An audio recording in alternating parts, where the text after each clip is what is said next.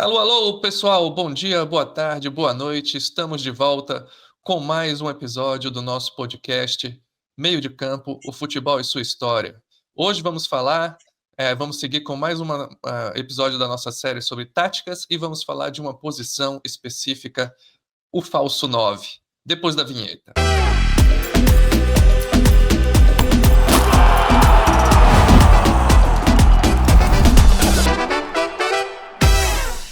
Então, hoje vamos falar sobre falso 9. Eu sou Diego Ambrosini, estou aqui acompanhado do meu colega, companheiro Idelber Avelar. Idelber, a gente vai destacar alguns jogadores que nem sempre são lembrados quando se fala dessa posição, não é isso?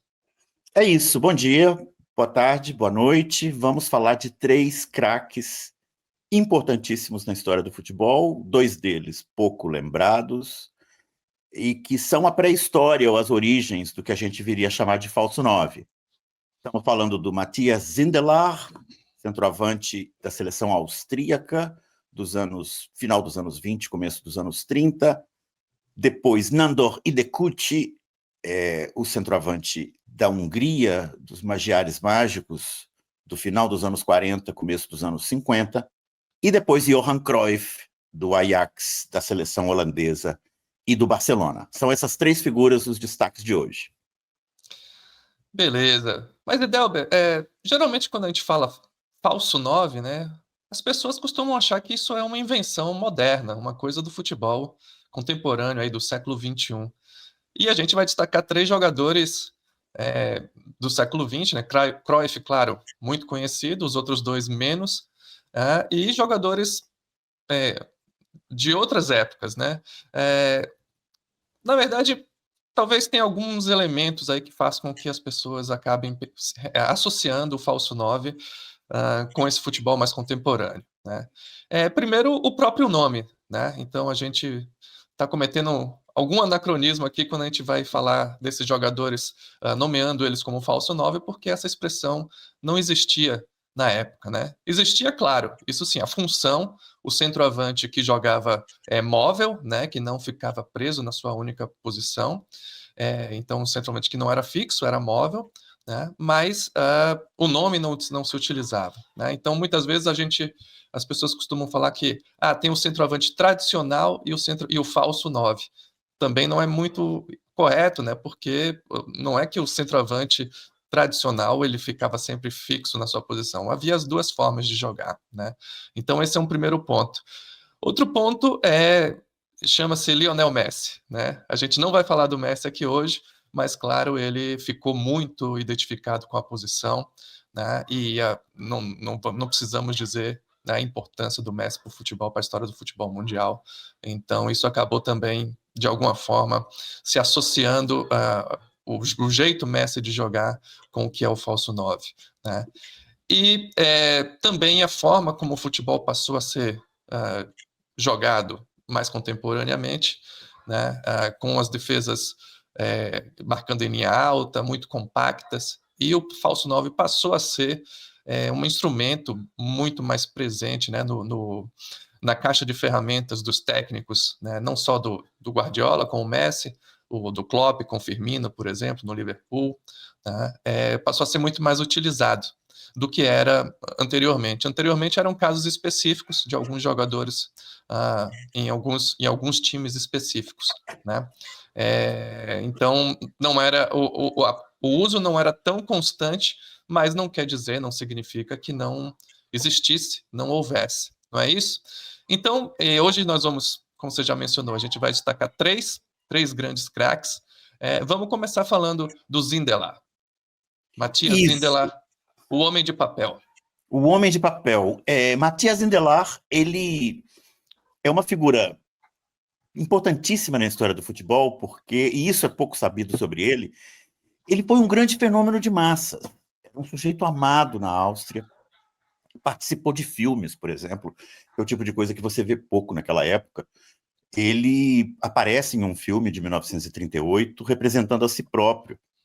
Então vamos lá. Matthias Sindelar, ele tem uma vida curta.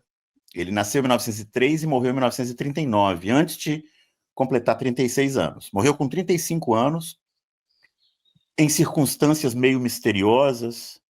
logo depois do Anschluss, a anexação da Áustria pela Alemanha nazista.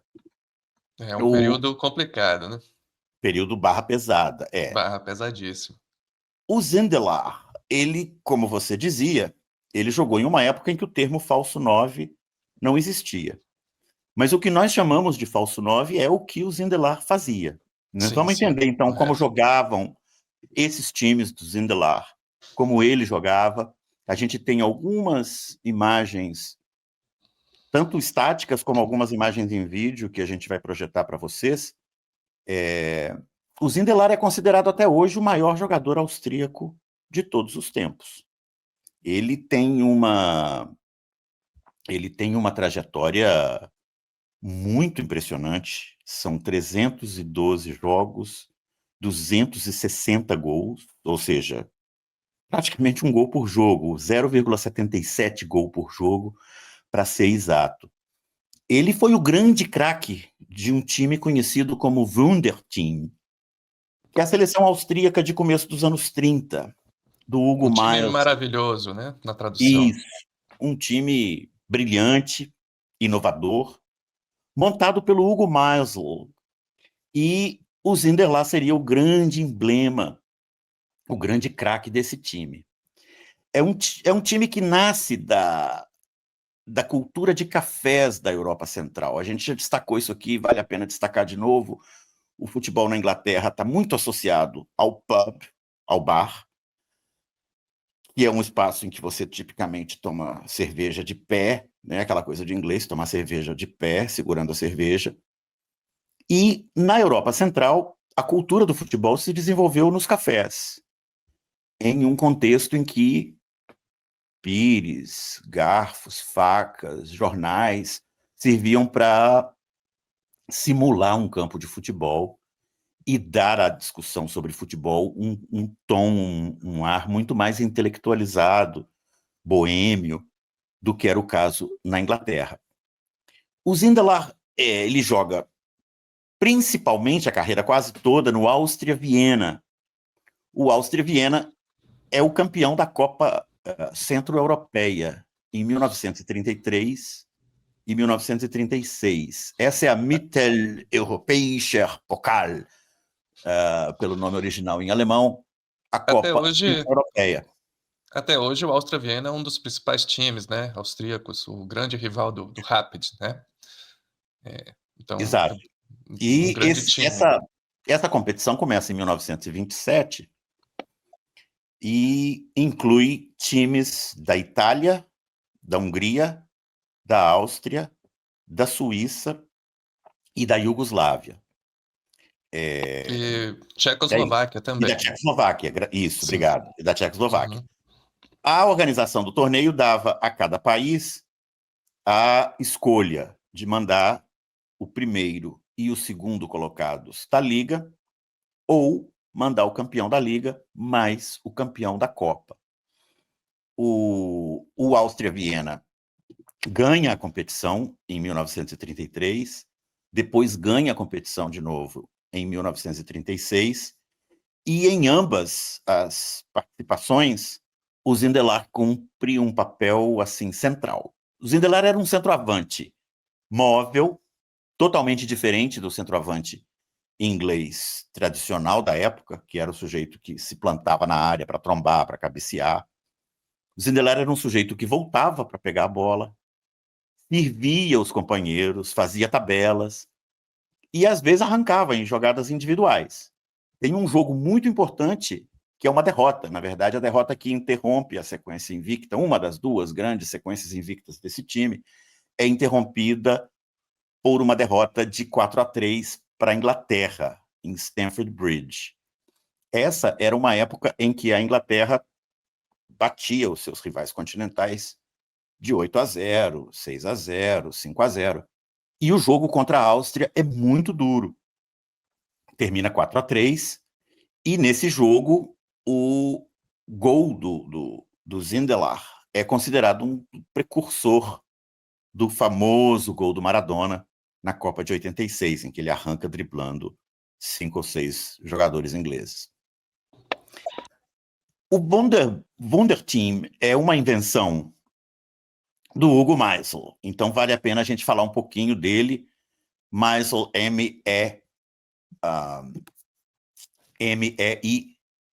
M-E-I-S-L. Ele é um dos primeiros e um dos principais técnicos da história do futebol, né? No começo da carreira dele, já ficou claro para ele que havia duas grandes escolas de futebol. Uma, a inglesa, baseada na carregada de bola, no chutão longo e na trombada, e a escola escocesa, baseada no passe. E o Meisel fez muito claramente a sua escolha pela segunda escola.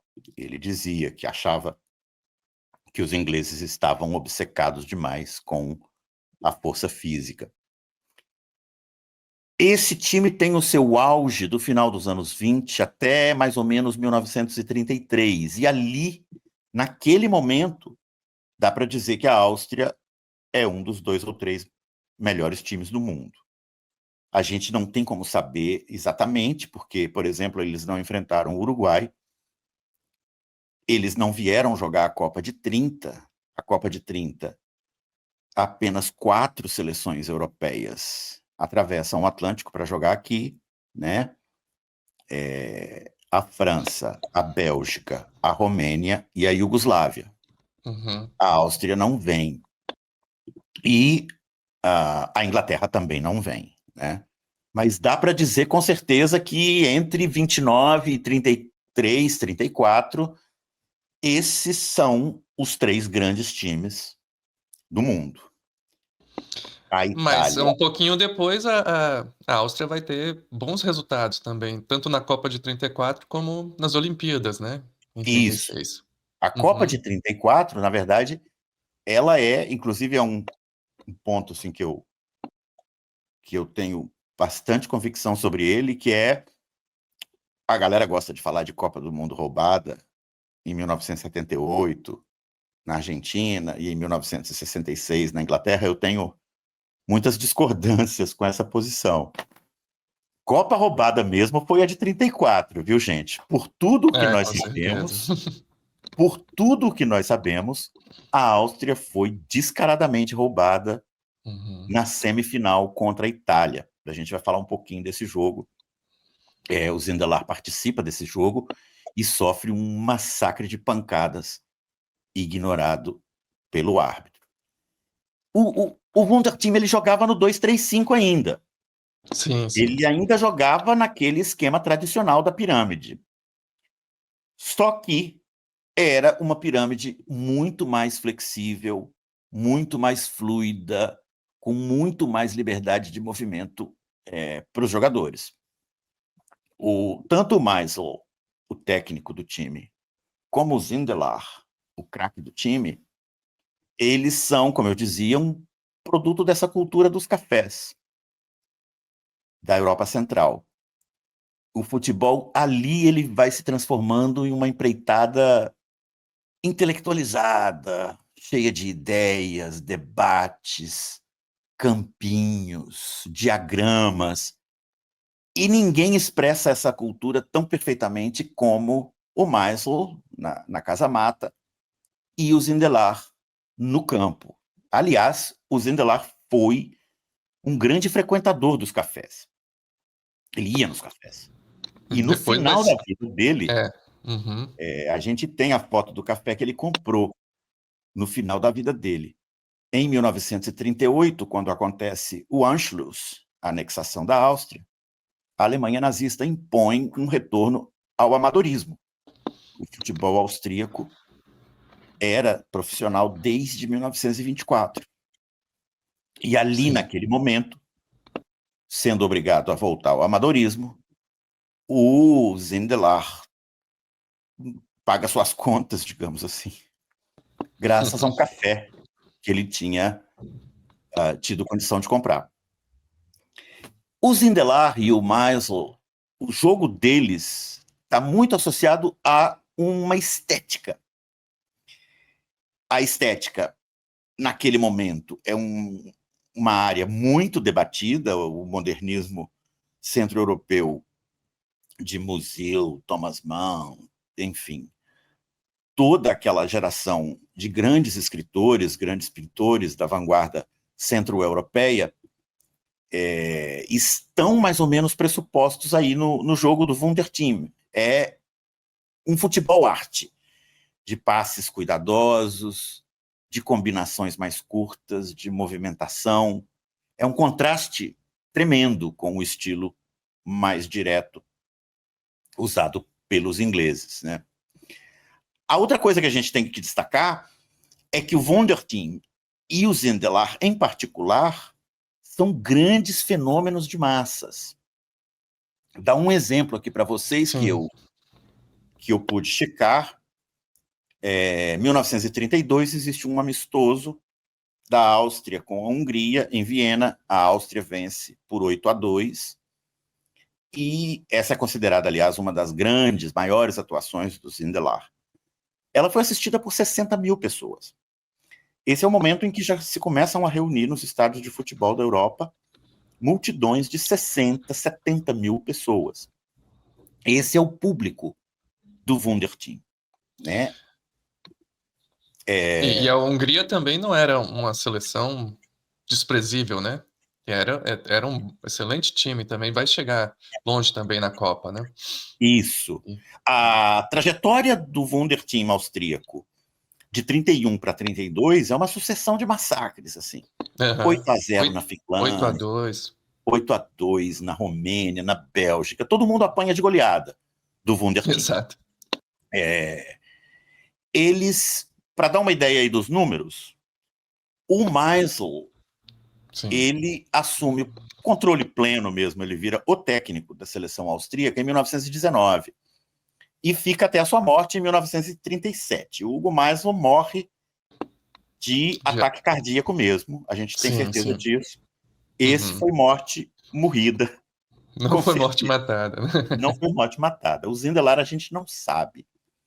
Daqui a pouco a gente fala um pouco da morte dele.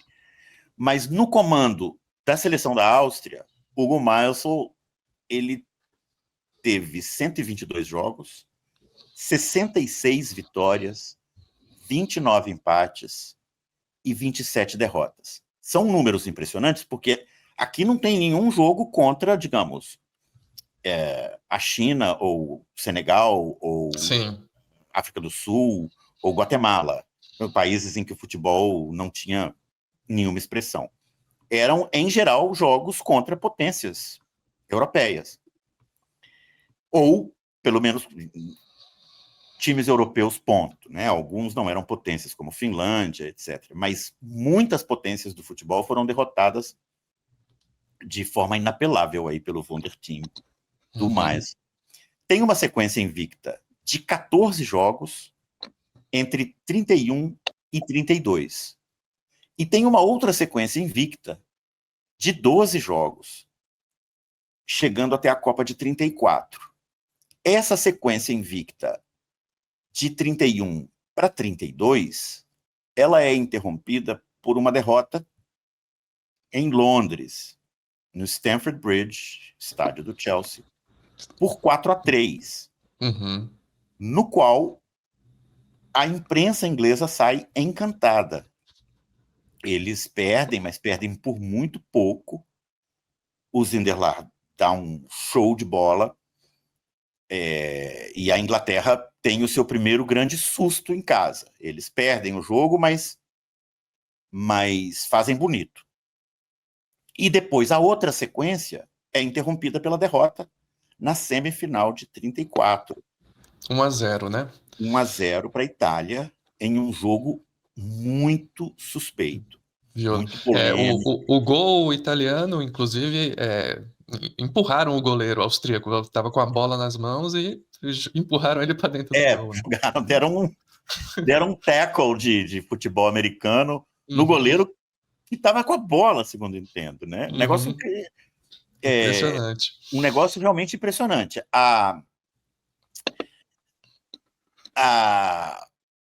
Os relatos sobre esse jogo são tremendos. Até mesmo um jogador italiano o Raimundo Orsi, admitiu depois, abre aspas, teríamos corrido risco de pena de morte se o árbitro Eklund não estivesse do nosso lado.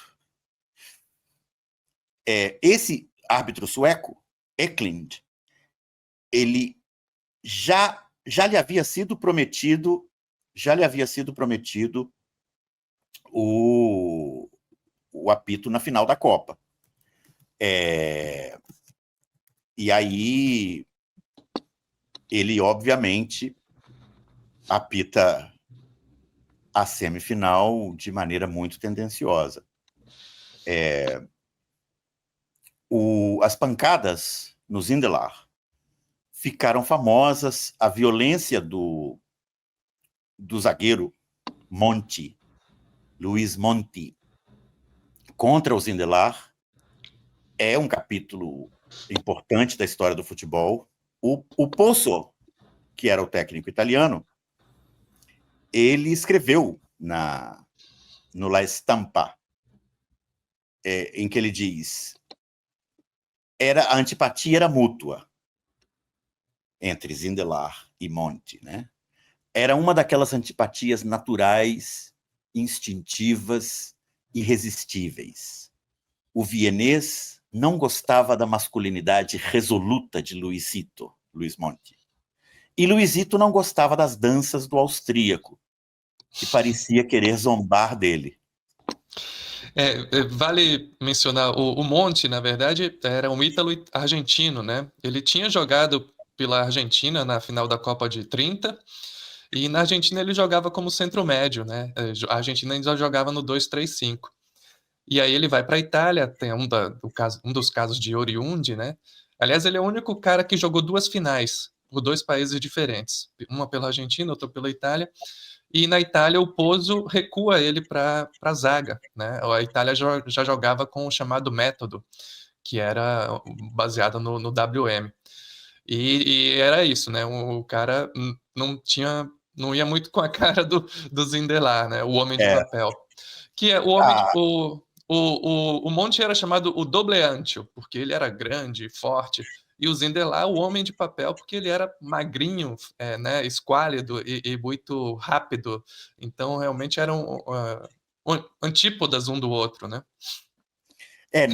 Nessa citação do Pozzo, ele termina dizendo: a impopularidade de Monti no campo de jogo era, em 3/4, devido à crítica que ele recebia por derrubar um ídolo como Zindelar.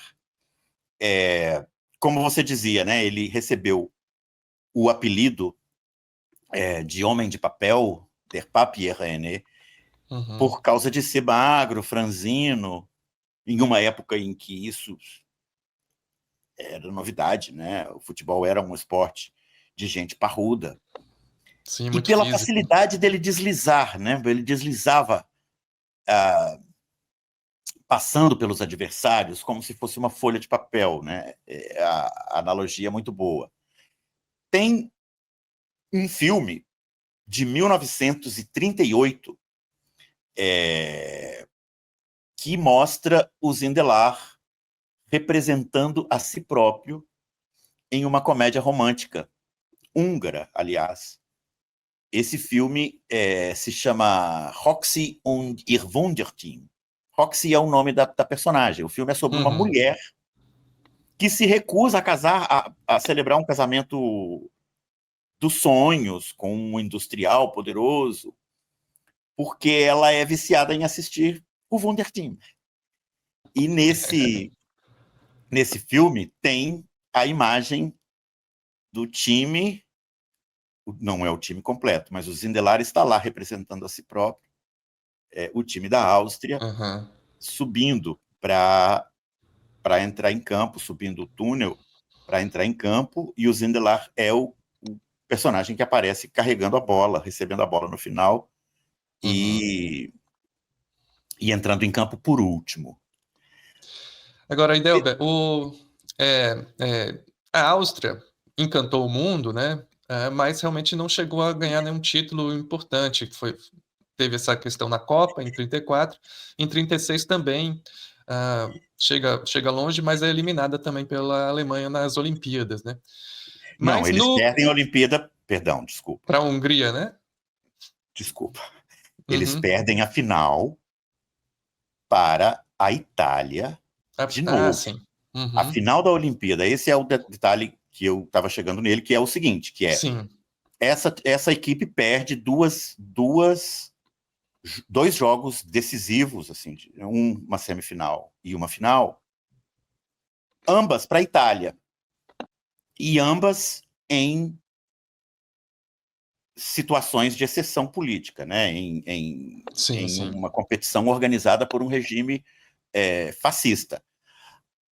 O histórico da Áustria contra a Itália nessa época é positivo. Eles ganharam da Itália várias vezes, Uhum. nos anos 20 e já nos anos 30. Inclusive, tem uma vitória alguns meses antes da Copa de 34. A Áustria vence a Itália, e nesse jogo da semifinal da Copa e depois na final da Olimpíada, a gente nota, digamos, arbitragens tendenciosas, coniventes com a violência, etc. Tem alguns episódios da carreira do Zindelar que a gente ainda não destacou e que valem a pena ser destacados, que é o jogo que se celebra entre a Áustria e a Alemanha depois da anexação da Áustria. Ou seja, no momento que os dois Sim. já são um país só. Celebrar até é uma palavra um pouco forte, né? Porque os Exato. austríacos, em boa parte, não estavam felizes, né, com essa anexação. Mas o jogo acontece para marcar, né, vamos dizer assim, o fato, né? O que é problemático naquele momento, porque eram equipes rivais, né? Sim, sim. A Áustria e a Alemanha eram equipes rivais, não era exatamente uma rivalidade equilibrada, porque a Áustria era muito superior, Uhum. mas eles passaram a ser uma só seleção. Nesse jogo, a gente tem uma imagem aí desse jogo, os 22 jogadores fazem a saudação nazista, né? Sim, sim. Tem uma série de lendas sobre esse jogo, de que os jogadores austríacos teriam dominado toda a partida e se recusado a fazer gols, teriam chegado na cara do gol várias vezes e chutado para fora. O Jonathan Wilson diz que isso não condiz com o que está nos relatos da época, né? Mas, em todo caso, no final, o Zindelar e o Karl Sesta marcam 2 gols, o Zindelar faz uma grande comemoração e tal, e ele Uhum. se recusaria a jogar. Ele é de toda aquela turma ali, ele é o único que jamais vestiu a camisa da Alemanha. Sim. Porque na Ele, Copa de 38, o time alemão vai ter vários jogadores austríacos, né? ele É, teve vários jogadores austríacos, né? é. Ele E a é, Áustria, a Áustria passou a ser chamada então de o estado natal do Hitler, né? Porque ele havia nascido na Áustria, mas passou a ser um estado alemão dentro do Império, né? ele Do se Reich. recusa a jogar. O Zindelar se recusa a jogar. E logo depois, ele já era meio veterano, logo depois ele vai e se aposenta, né? Sim. Ele se aposenta, vira dono de um café e, e é encontrado morto em janeiro, 20 e poucos de janeiro de 1939, junto com a namorada dele, que era uma italiana, de nome Camilla Uhum. Castagnola, e a autópsia oficial registra que eles teriam morrido por envenenamento de monóxido de carbono. Sim. O que é meio esquisito, porque não se encontrou, ou pelo menos não se registrou, grande contaminação da casa. A polícia, já sob intervenção nazista, dá um veredito de suicídio, o que era pouco crível, porque Zindelar era um cara absolutamente querido por todo mundo, amado e tal, e estava lá com a namorada, e morrem os dois. Sim. É uma história meio mal contada, não temos indícios de que tenham sido os nazistas, mas o Zindelar era muito associado à cultura boêmia Uhum. dos cafés centro-europeus. Ele, ele, inclusive, boêmio aqui é bem apropriado, porque o nome dele é tcheco, né? Sim, sim. Matias Zindelar vem de Uhum. Matei, nome tcheco. Ele era etnicamente tcheco, embora o alemão fosse a sua língua nativa. Ele vinha da Boêmia, que é a região que hoje é parte da República Tcheca e que, no momento do nascimento dele, é parte do Império Austro-Húngaro, né? Então, é isso. O Zindelar é essa figura fascinante, assim, é uma figura de massas. É um dos primeiros, com certeza, um dos primeiros jogadores de futebol que são grandes ídolos de massas, né?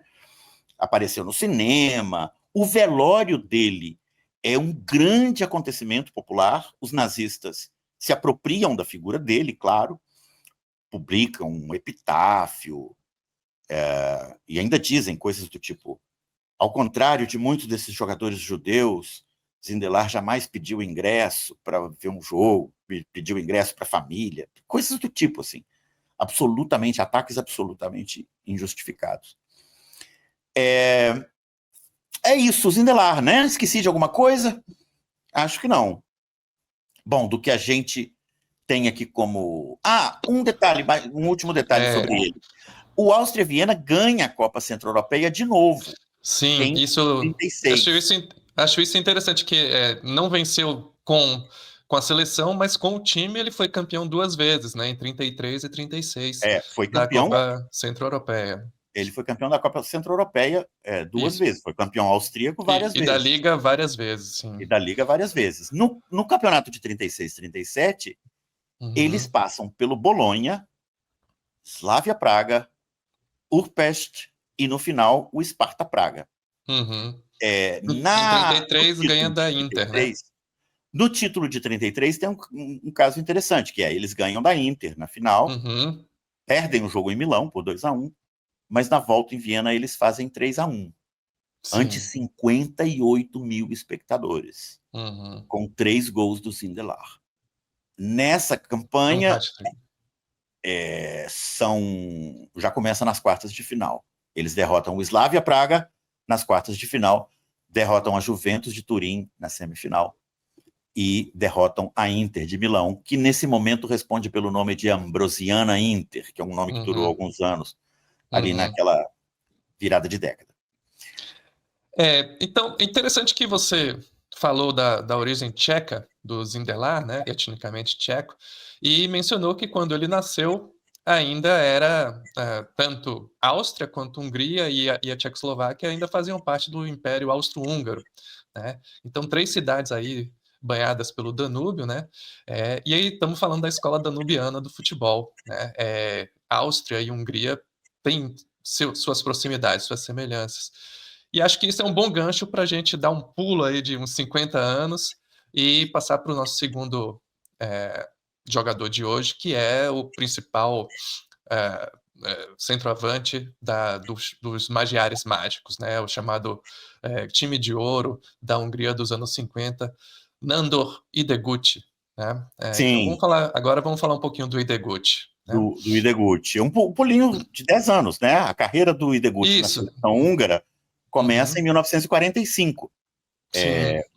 uns poucos anos depois da morte do Zindelar. O Ideguchi ficaria famoso, muito famoso, pela participação dele em um jogo, talvez o jogo mais influente da história do futebol. Eu acho que não seria exagero dizer isso, que é a vitória da Hungria sobre a Inglaterra por 6-3 em 25 de novembro de 1953. Esse jogo é, de alguma forma, o nascimento mesmo, a consolidação do nascimento, digamos assim, do falso 9. E a gente vai até assistir um pouquinho desse jogo hoje, Vamos não é assistir isso? um pouquinho desse jogo, comentar Daqui para a pouco. vocês só os primeiros 5 minutinhos. Uhum. A gente vai colocar para vocês aqui o contexto. A Inglaterra nunca tinha perdido um jogo em casa para adversários continentais. Nunca. A Escócia tinha ganhado lá algumas vezes, mas nos primórdios do futebol, em geral, perdia. E a Irlanda tinha conseguido uma vitória histórica em 1949, mas era só.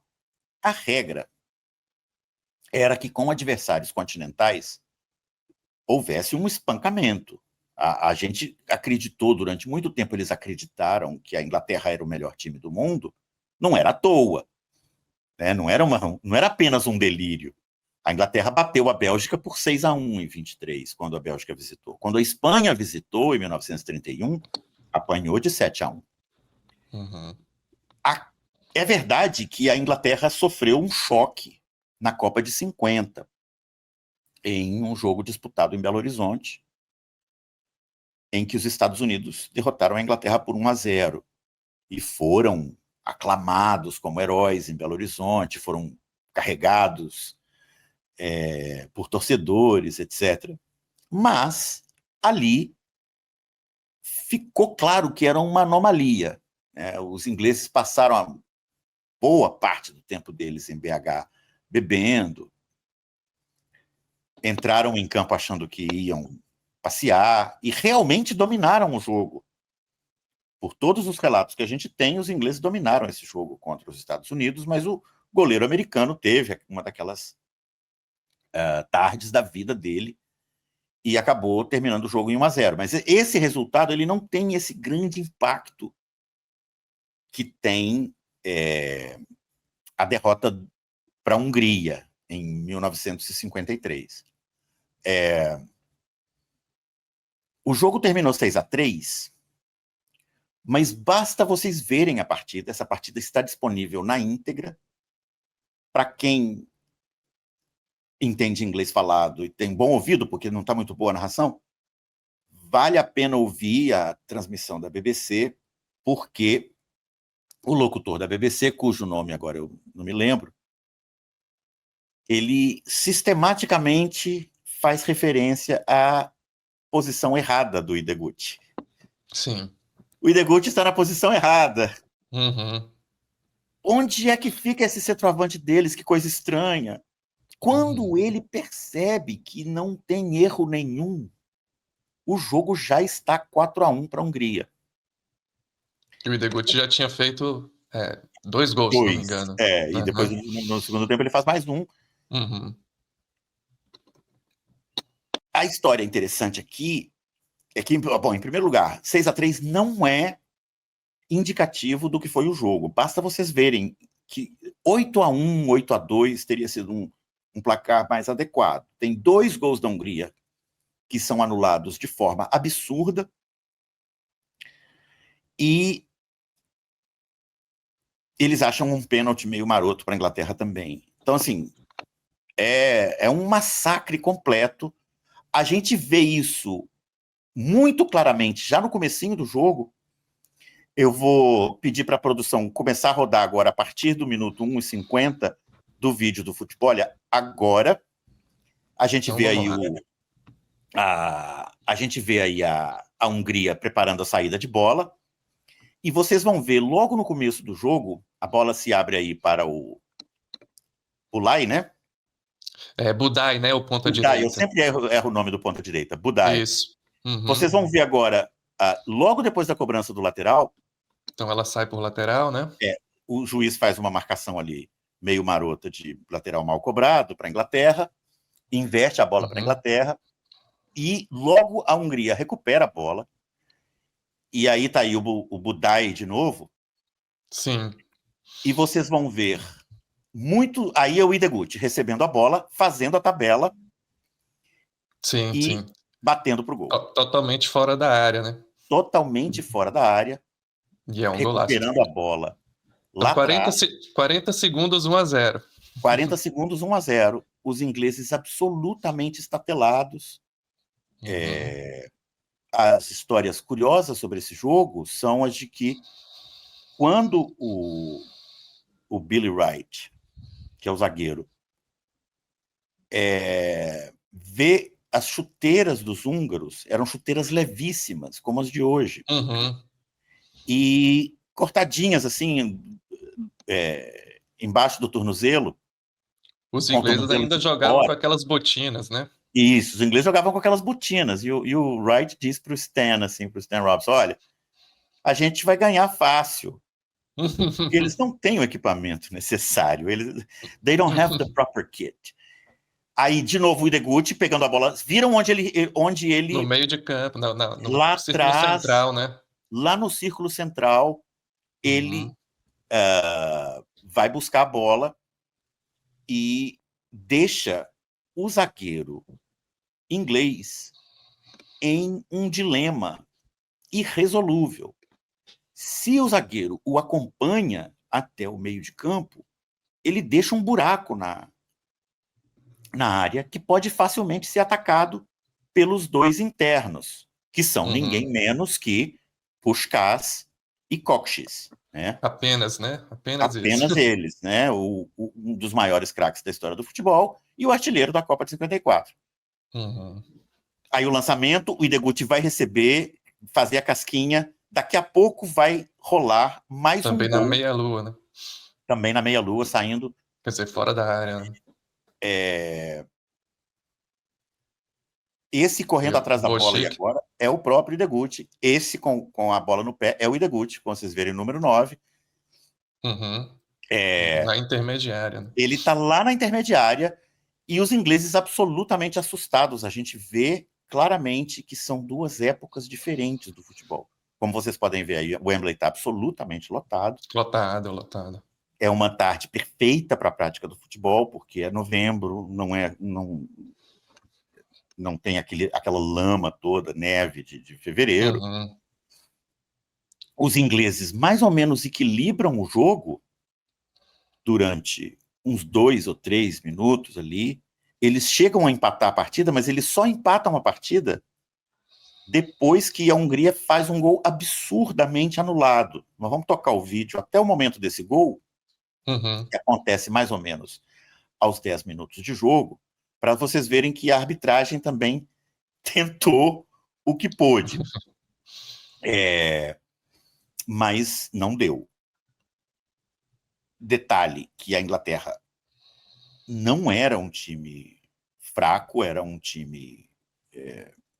Inclusive, o convite para esse amistoso é um convite que era considerado uma honra. Sim.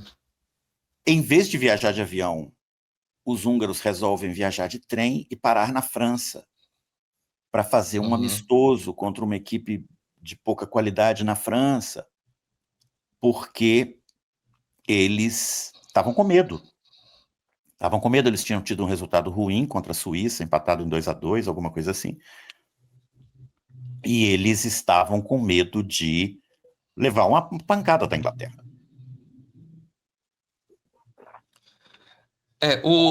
Enquanto a gente vê as imagens, talvez seja legal a gente falar um pouco da influência do Jimmy Hogan, né? Na escola do Danúbio, né? Que era um personagem, isso nas primeiras décadas, inglês de nascimento, mas que apesar de ser inglês, ele jogava o futebol, ele defendia, né, o futebol, o estilo escocês, o futebol de passes, não é isso? E ele vai Isso, ser técnico tanto na Inglaterra como desculpa, na Hungria quanto na Áustria também, né, Edelber? isso. Ele trabalha em tudo quanto é lugar, né? Mas ele é realmente Na Suíça. influente. Na Suíça também ele trabalha. Ele é Uhum. realmente influente na Hungria. Sim. E na Hungria ele forma uma série de técnicos que viriam a ser muito influentes no Brasil. Uhum. Sim, sim. Já O falamos Marinetti, bastante, né, do de quem a Marinetti. gente falou aqui, o Dori O Dori Krushev Krusch, né? Sim. e o Bela Bela Goodman. Gutmann. Uhum. Todos esses passaram pela figura formativa do Jimmy Hogan. Enquanto a gente continua com as imagens, Ó, tá aí fora da área o Ideguchi, né? Isso. Os ingleses ainda assustados, visivelmente assustados. Tem Uhum. uma citação do legendário técnico do Leeds United, o meu clube, o Sim. Don Revie. Ele, no livro dele, ele conta uma história, tem um parágrafo que vale a pena ser lido. No verão de 54, Inglaterra e Escócia foram eliminadas da Copa do Mundo na Suíça. A competição foi vencida pela Alemanha, mas dominada pela Hungria, que jogava com um centroavante recuado, Nandor Uhum. Ideguti. Ao lado dele estavam Sandor Kocsis e Ferenc Puskás, dois dos maiores meio-atacantes do mundo. Mas, por mais que se diga de Kocsis e Puskás, foi Ideguti quem destroçou a defesa inglesa em Wembley, em novembro de 53. Foi Ideguti, novamente Sim. desempenhando seu jogo de centroavante esconde-esconde, quem arrasou a Uhum. Inglaterra no jogo de volta em Budapeste, em maio de 54, quando Que foi uma fomos lavada de 7-1, né? por 7-1. Esse jogo aí o chute do Puskás, o goleiro faz Sim, uma o goleiro defesa, pega.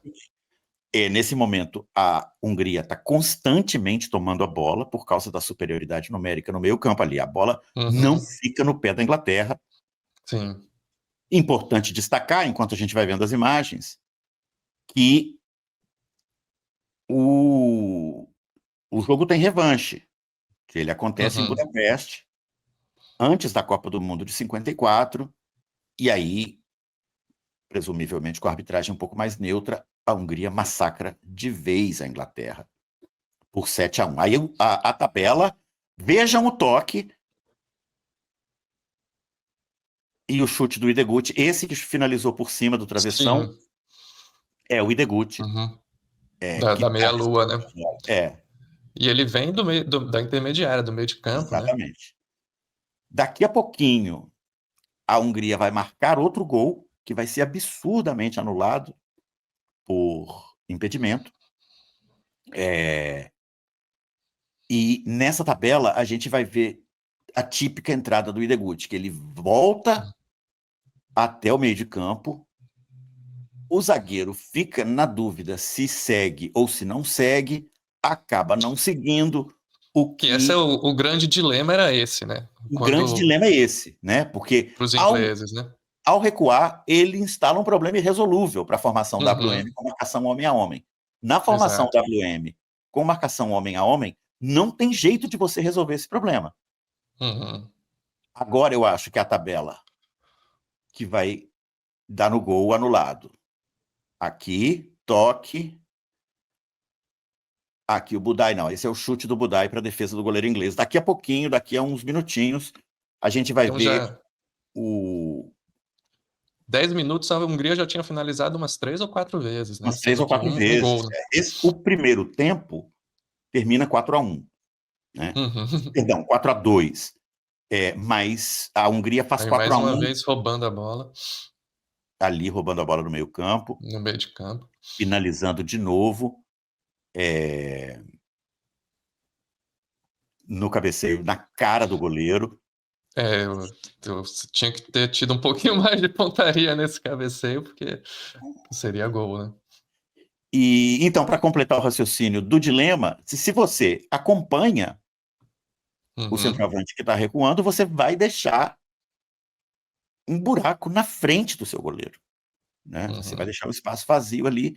Qualquer esticada de bola que pegue os internos, Puskás e Kocsis, vai pegar esses internos na cara do goleiro, com espaço Totalmente vazio. livres.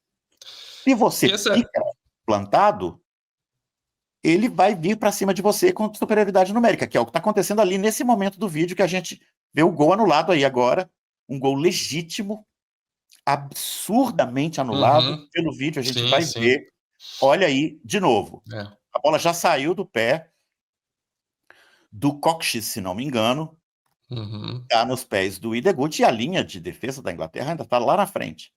Então Então foi marcado podemos, impedimento, mas podemos totalmente parar o vídeo inexistente, por né? aqui, paramos o Ok. vídeo por aqui e deixamos para o pessoal o convite para que assistam a íntegra do A jogo. partida inteira. É, Rapidinho, só para dizer, porque a gente já está avançado de tempo, O Ideguti tem uma atuação destacadíssima na Copa de 54, Sim. que é quando a Hungria encanta o mundo. Ele faz o primeiro gol sobre o Brasil levou gol do Ideguti. Primeiro 4-2, gol né? na E o primeiro chamada foi batalha dele. de perna, o primeiro foi dele, e depois ele fez o segundo gol na vitória de 4-2 sobre o Uruguai, Uhum. nas Semifinal. semifinais. Na final, a Hungria perde, e a gente está acostumado a falar dessa derrota da Hungria para a Alemanha como uma anomalia, número um, Sim. como um produto do campo enlameado, Uhum. muito pesado, que favorecia os alemães, tinha muito barro, dá para ver isso pelo filme precário que a gente tem, e Uhum. também como consequência da pancadaria que os alemães deram nos húngaros no jogo da fase de grupos, O 8-3, né? que a Hungria vence a Alemanha por 8-3. O Sepp Herberger, técnico alemão, escala um time meio misto e um dos seus jogadores reservas espanca o Puskás mesmo na porrada, e o Uhum. Puskás chega na final meio baleado. Uhum. Todos esses fatores contribuíram, mas também é fato que o Herberger, que era um camarada muito inteligente, também formado em parte pela escola húngara, apesar de ser alemão, ele conseguiu resolver o problema do falso 9. Ele escalou um Sim. jogador, Horst Eckel, para acompanhar o Ideguti. O campo todo. A marcação no Ideguti vai ser individual. No momento em que você sair, a defesa se recompõe com mais 3 jogadores Uhum. e fica Uhum. protegida. Mas você fica Uhum. perseguindo o cara por onde ele for. Uhum. E a, a Alemanha vence o jogo dessa maneira. Uma última observação sobre como é que o Ideguti foi escalado para essa função. Ele, na verdade, não foi o primeiro falso 9 húngaro. Ele tem Sim, um teve precursor, né? a história O do Palotás, né? Isso, Palotás. O técnico húngaro, depois da ocupação da Europa Oriental pelas tropas soviéticas, o estabelecimento de um regime de partido único, os regimes socialistas passam a investir em determinados clubes. E na Hungria é o Honvéd, que é o clube do exército, que vira a base Uhum. da seleção húngara. Gustav Sebeş era o técnico da Hungria, mas ele sabia que ele não era grande mestre da tática. Ele traz o técnico do MTK, o Marton Bukov. E o Bukov tinha tido inicialmente no MTK um centroavante muscular tradicional, o romeno Höfling. Mas quando o Höfling é vendido para Lazio, em 49, o Bukov encontra um outro cara chamado Peter Palotás, que é um centroavante diferente. Ele é um Sim. centroavante que não é muscular, como eles chamavam, como Höfling. Ele não era bom finalizador, mas ele passava muito bem a bola. Então ele começa a recuar e a distribuir o jogo para os pontas, para os internos. E na seleção, quando o Sebes precisa escalar, o 9, ele volta e encontra o Ideguti, que acaba sendo até melhor que o Palotás. Né? O Ideguti também participa das Olimpíadas de 52, quando a Hungria consegue a medalha de ouro. A Hungria não conseguiu um título no futebol profissional, mas ganha a Olimpíada de 52, Sim. ganha da Iugoslávia na final. Claro que durante todo o período da Cortina de Ferro, os países socialistas têm a grande vantagem de que todos os seus jogadores são supostamente amadores, então eles podem escolher o seu melhor, né? E ali, entre 52 e 1980, todos os medalhistas olímpicos do futebol são países da Cortina de Ferro. A Iugoslávia, que chega na final contra a Hungria, tinha derrotado a União Soviética na semifinal, e dizem que essa é uma derrota que deixa o Stalin Sim. furioso. E tão furioso que ele promove o desmonte do time do CDKA que era Uhum. a base da seleção. Então é isso. Sim. O Ideguchi, ao contrário do Sindelar, o Ideguchi tem uma vida longa. Sim, Ele sim. morre em 2002, E vira técnico depois, né? vira técnico, depois ele foi técnico do MTK, ele foi técnico da Fiorentina, esse eu acho que é o clube de Uhum. maior destaque que ele treinou, a Sim. Fiorentina. Depois ele foi técnico também na Arábia Saudita e nos Emirados Árabes Certo. Unidos.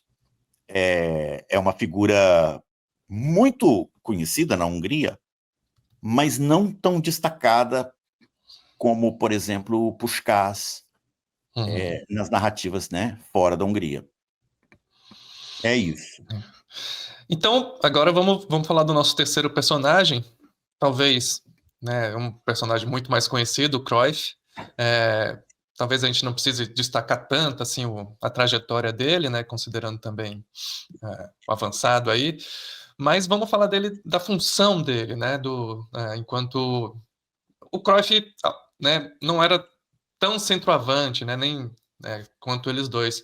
Ele tinha realmente ocupava o campo inteiro, né?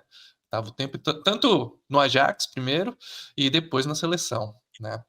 E estava inserido dentro de um sistema, né? No qual isso já era de antemão previsto e incentivado, né? A ideia do total football, né? Exato. O Cruyff, vamos falar muito brevemente dele, porque a gente já estamos a 57 minutos. Vamos com 7, 8 minutinhos sobre o Cruyff, só Uhum, para não deixar a bola quicando e não completar. É como você vinha destacando aí, ao contrário do Zindelari e do Ideguchi, o Cruyff não é apenas um centroavante que volta para o meio-campo para sim. confundir a defesa. Uhum, Ele é nominalmente centroavante e tem liberdade para zanzar pelo campo inteiro. Não é raro, para quem tem a paciência de assistir os VTs antigos, não é raro ver o Cruyff de lateral direito, de ponta esquerda, sim. etc. O que é notável naquele time da Holanda e do Ajax, né? É que o time, como você dizia muito bem, o time já está armado pressupondo esse movimento incessante do Sim. Cruyff. Uhum.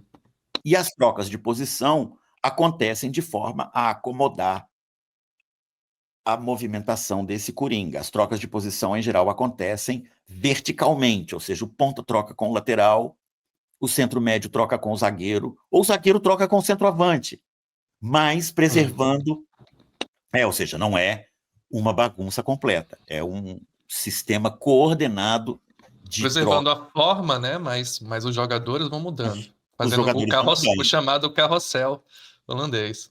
Não dá para falar do futebol total holandês sem falar de um elemento novo que eles trazem, que é a pressão.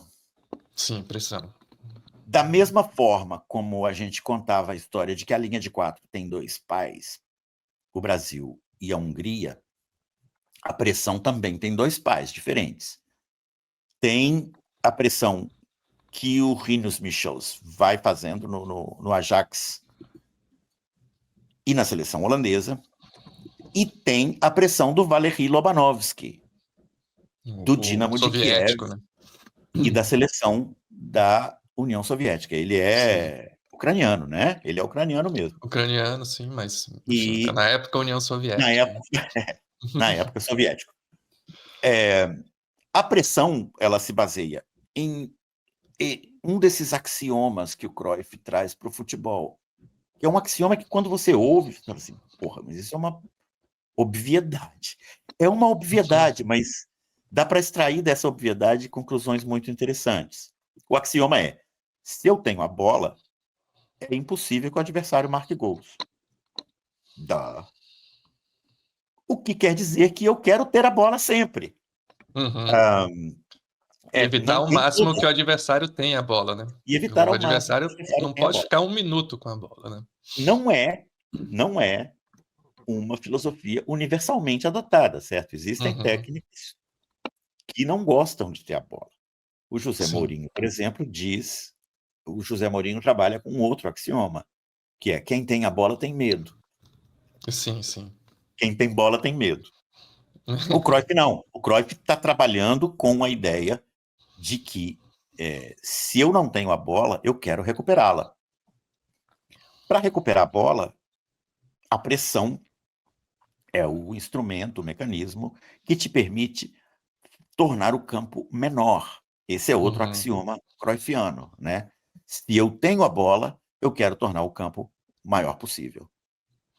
Se eu não tenho a bola, eu quero tornar o campo menor possível, né? E é por isso que os atacantes vão ser os primeiros defensores, né? Exato. Assim, Todos atacam, todos e defendem. todos defendem, né? Não é porque a gente tem uma ideia, a turma formada no futebol tradicional tem a ideia de que defender é o que fazem os 4 que estão lá atrás, ou os 5 que estão lá Uhum. atrás. E atacar é o que fazem os outros 4 ou 5 que estão na frente. Não é isso que é atacar e defender no futebol. Especialmente não é isso que é atacar e defender depois de Cruyff, né? Defender é tudo o que você faz quando você não tem a bola. O que é defender? É realizar uma série de movimentos que consiste em se preparar para receber a estocada do adversário e tentar recuperar a bola. É tudo que você faz quando você não tem a bola. E atacar é tudo que você faz quando você tem a bola, mesmo que seja uma corrida para trás, né? Sim. Como era comum no caso do Cruyff, no caso do Zindelar, no caso do Ideguchi. É a ideia holandesa muito de aproveitar o espaço, né, do campo, né, como um todo, né? Como você falou, a coisa do compactar e depois alargar o campo quando você tem a bola e compactar quando não tem. Muito a ver Isso, com a própria geografia do país, né?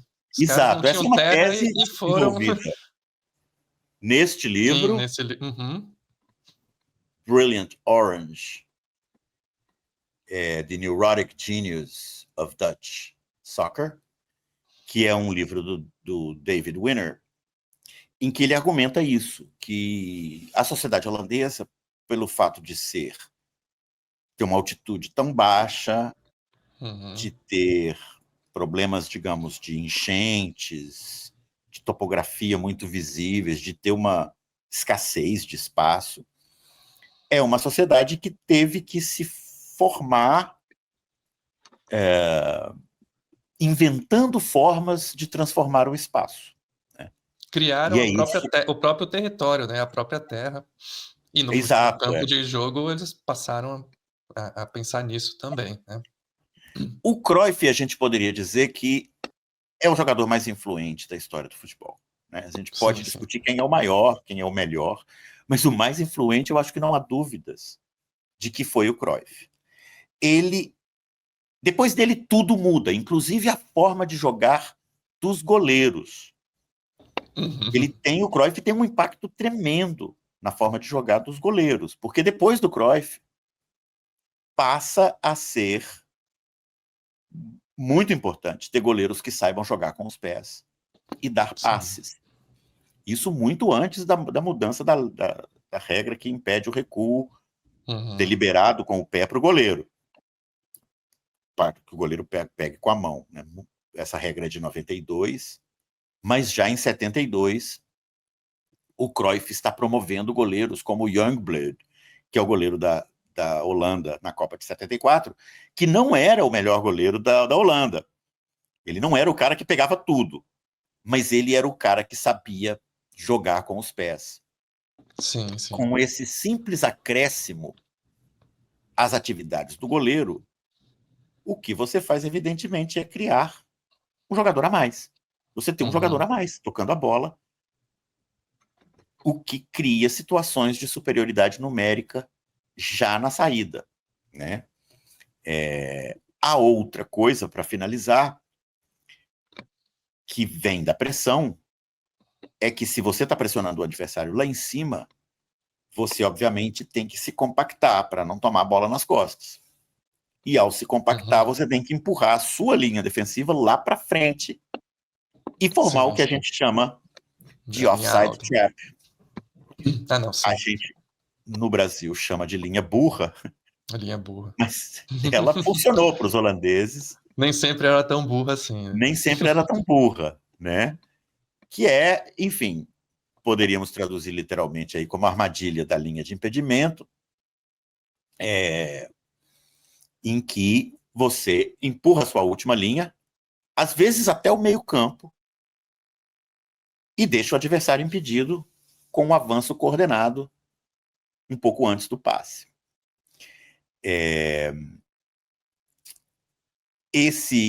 A gente comentou isso aqui, que essa técnica nem sempre ela é bem executada pelos holandeses, há que se dizer, mas ela deixava os árbitros em uma situação meio impossível de não marcar, porque o sujeito recebeu a bola completamente na banheira. Ele não está impedido, mas ele recebeu a bola completamente na banheira. Foi o que aconteceu com o Brasil no jogo de 74. O Cruyff tem uma trajetória brilhante no futebol. A gente já destacou aqui bastante, né, no episódio Bastante já. sobre o Barcelona, no Barcelona, sobre a Holanda. Não vamos repetir tudo. Deixamos o convite para vocês voltarem lá nesses 2 episódios, para quem quiser conhecer a história do Cruyff, os 3 títulos europeus do Ajax,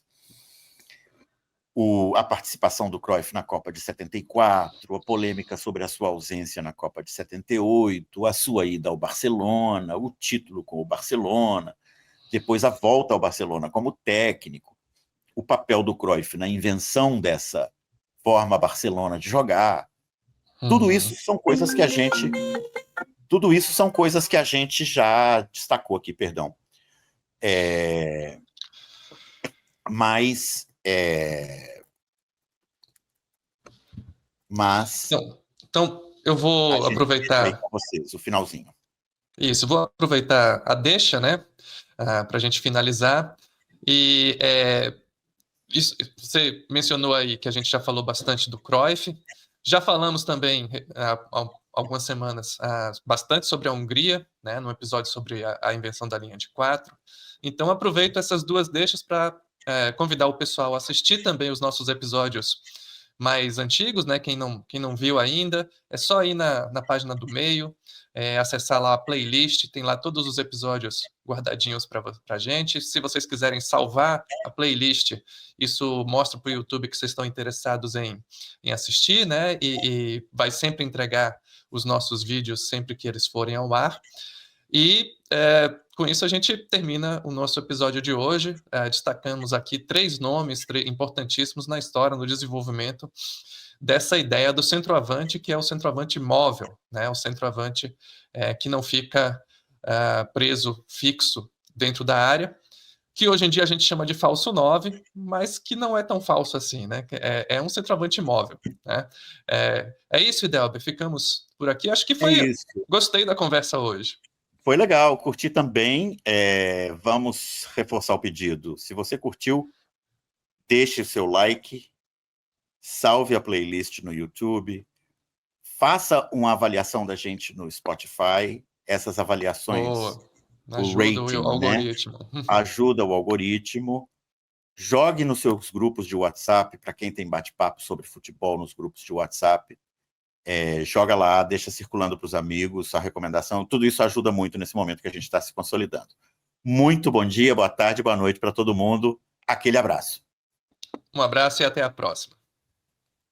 Deixa eu abrir umas aspas aqui. Muito obrigada pelo trabalho que vocês realizam, pela seriedade, por não estarem no jogo da internet que fomenta a polarização. Fecha aspas. Foi o que escreveu pra gente uma das nossas seguidoras, mas olha, ela não tá sozinha. Cada vez mais tem gente que reconhece que o debate público não precisa ser uma guerra, porque a democracia, ela se constrói com diálogo. Outro comentário. Sigo pra ficar bem informado e fugir das bolhas de um e do outro extremo. Outro. O Meio faz um trabalho excelente ao mostrar que existe um caminho diferente do Lula e do Bolsonaro. Mais um. A imprensa tem papel fundamental na proteção da nossa democracia. Vocês são incríveis. O Meio existe para isso, para defender o direito de discordar, a liberdade de debater, o fortalecimento do pensamento crítico como ferramenta de futuro. Então, se você busca se informar com profundidade e liberdade, o Meio é para você. Além dos conteúdos gratuitos, assinando o Meio Premium, você tem acesso a newsletters especiais, reportagens exclusivas e um streaming com catálogo exclusivo. Assina, você não vai se arrepender.